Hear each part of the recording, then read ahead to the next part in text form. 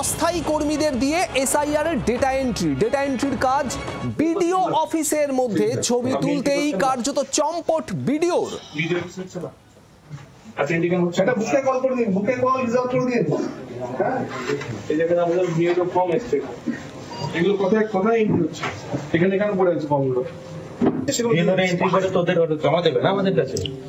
আচ্ছা, সেই ফর্ম এগুলো আচ্ছা, বিএলআর যে এন্ট্রি মানে আপনার এন্ট্রি করার পর যে জমা দিতে হবে রিসিপ্ট কি সে পাচ্ছে? সেটা ওদের কাছে ওরা ভিসেন্ট আছে, কতগুলো আমাদের যে প্রপার্টি করে জমা দিতে হবে সেটা তো আপনারা তো একটা কাছে রিসিপ্ট দেবেন যে এতগুলো ফর্ম এন্ট্রি হয়ে রিসিপ্ট আচ্ছা, ঠিক আছে।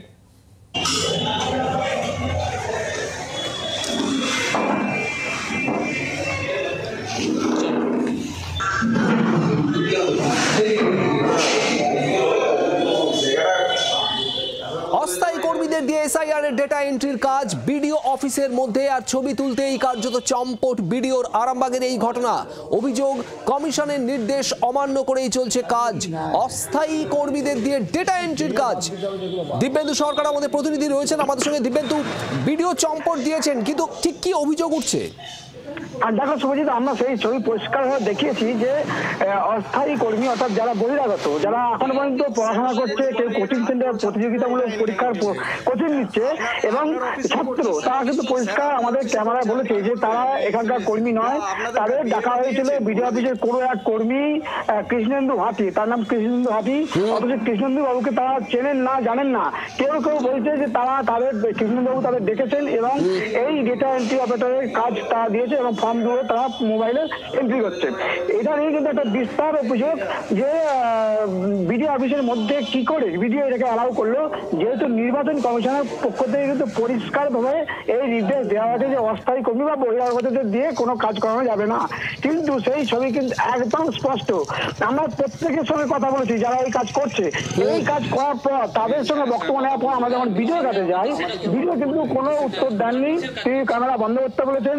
তার পাশাপাশি আরেক কর্মী তিনি ভয় পালান, তিনি বলেছেন কেন ছবি তুলছেন অফিসে এসে, আপনাদের কি পারমিশন আছে? কিন্তু এই যে একটা অন্যায় হচ্ছে, এই যে একটা অভিযোগ উঠেছে, তৃণমূল এবং বিজেপি উভয় কিন্তু তরজা শুরু করেছে। বিজেপির পক্ষে বলা হয়েছে যে যেটা নির্বাচন কমিশন নির্দেশ দিয়ে সেই অনুযায়ী কাজ করা উচিত। কেন বিডিও অফিস? এখানেই তো প্রশ্ন উঠছে যে এই অস্থায়ী কর্মী যারা বিডিও অফিসে বসে ডেটা এন্ট্রির কাজ করছিলেন, তাদের নিয়োগ করলো কারা? বিডিওর কোনো বক্তব্য কি পাওয়া যাচ্ছে? ভিডিওটা আমরা গিয়েছিলাম, ভিডিও বলেছেন আমি এই বিষয়ে কিছু বলবো না, বিএলও কাজ করছে। তখন বলা হয়েছে যে যারা কাজ করছেন তারা কৃষ্ণেন্দু বাবু নামে একজন কর্মীর নাম দিয়েছেন।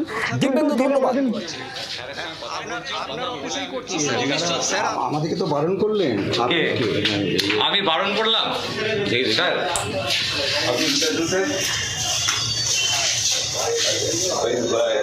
মিডিয়াতে একবার কথা বলতে।